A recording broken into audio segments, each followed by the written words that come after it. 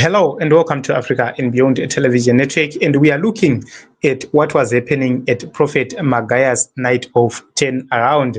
It's very, very important for us to note that Zimbabwe is becoming more interesting these days with a lot of activities happening. So what happened is Prophet Magaya is in prison. He was arrested on 5 counts of rape as well as 13 counts of fraud.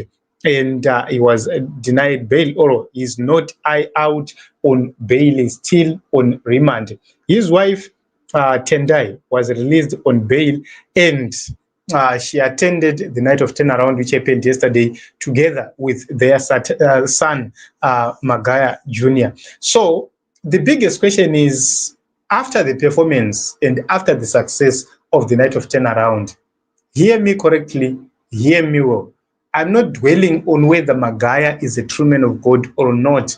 We are simply looking at the events which happened. So at this night of 10 around, thousands came, and it was a success. Everybody is actually acknowledging that it was a success, including the critics of Walter Magaya. But what we need to take a look on is Magaya is in custody, and we've talked about the charges he's facing. And he addressed his supporters from custody, and he said that his arrest was framed, and it's a necessary cross for his spirit, and he urged attendees to attend the night of 10 around, which they did. And the ministry leadership was time and again reminding people that the night of 10 around was on. And a lot of people never expected such huge crowds to attend. They thought that they were going to see just a few people since the man was incarcerated. But what it means is the stepping in of Magaya's son, it's a sign of continuity and succession. That is the message we got from that night of 10 around.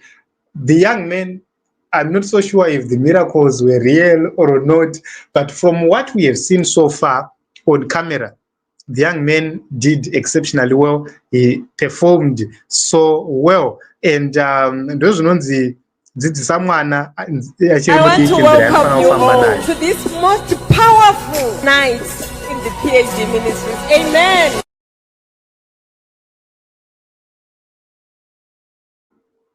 So this is the event. You look at how packed this place is.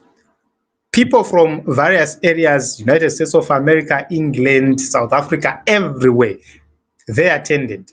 And it was something else. But what caught the eye of so many people is how the son of Walter Magaya and Tendai Magaya conducted himself. So here is a disclaimer. I'm not so sure if the miracles were real. This is the son of Walter Magaya right there on the screen. That is the son on the stage. And there was a time, this is when he's actually performing some miracles according to the church members and according to the applications we have seen so far. And if he was available. So others are saying he superseded Mdara.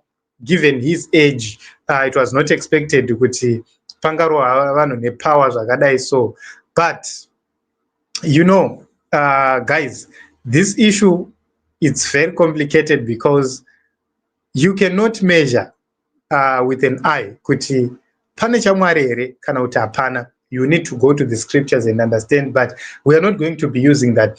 So what it means is if the night of 10 around had failed, there was a reputational risk which was there, but it was risk versus resilience. And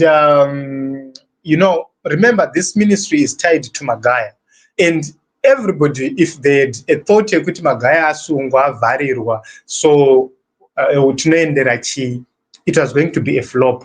But it seems as if these people, they are resilient. The followers, they came in their numbers, which is a message to a lot of people. So despite the absence of the founder, this suggests that there might be a temporary transition or a long-term transition if Magaya is locked up in prison. So you might see such things happening. And also, it depends on how the ministry is going to accept the Magaya son to take over and lead. That is something which is also a very important issue. And also, it will also depend on whether the mother is going to be incarcerated or not. Let us say or assume that Magaya is convicted. If the wife is also convicted and is sentenced, it becomes a challenge for the young man on his own. But he had the backing of the mother, so it was quite easy for him to actually perform. So also the future of the PhD as a church, it also depends on who is going to be convicted and incarcerated. If my Magaya is exonerated from all the charges, it will be an added advantage because the young men will then take over together with the mother. They'll continue to run the church, Zuchenda Kumberi. But also, it depends on what the courts are going to say. Are they going to order restitution for whatever fraud cases if there are convictions?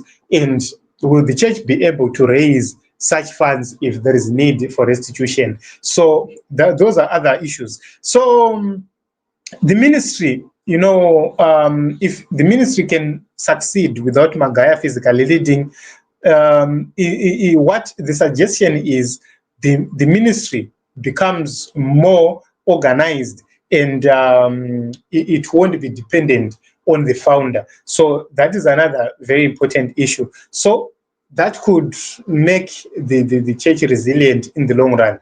And also, what does the membership think? So if the followers view that the leadership shift which happened is positive, and there is a lot of things happening, miracles happened, they got healed, things are moving, they will continue coming and there will be stability within the church. But if they feel prejudiced by what happened through the son, it will be a decline. There will be a decline per church. So that is what we can talk of. We can talk of the issue of strategic direction. We can talk of the issue of theology. Is the young man going to be able to be a teacher in the gospel? I talked in another video about the son of Hubert Angel, and I said, when you look at Hubert Angel, the son of Hubert Angel can actually run the church in the absence of his father. He can prophesy, he can preach, he can do a lot of things within the ministry. If the son of Walter Magaya can do that, it will be an added advantage and the future of PhD ministries will be brighter. So those are the issues we can talk of. And we can talk of the issues of short-term survival. There is a perception that the survival of PhD might be a short-term survival, depending on how the son is going to perform going forward if Magaya continues to be incarcerated. So that is something which is very important. So the bottom line is the night of turnaround, it was a success. It doesn't need you to agree with Magaya for you to acknowledge that it was a success. They did it exceptionally well, and the son performed so well. So that is what we can say. That is what we can conclude from whatever which happened. But we look onto the long term to see if there is going to be potential, if there is going to be transformation. That is something that is very important. And we continue to watch and see what happens.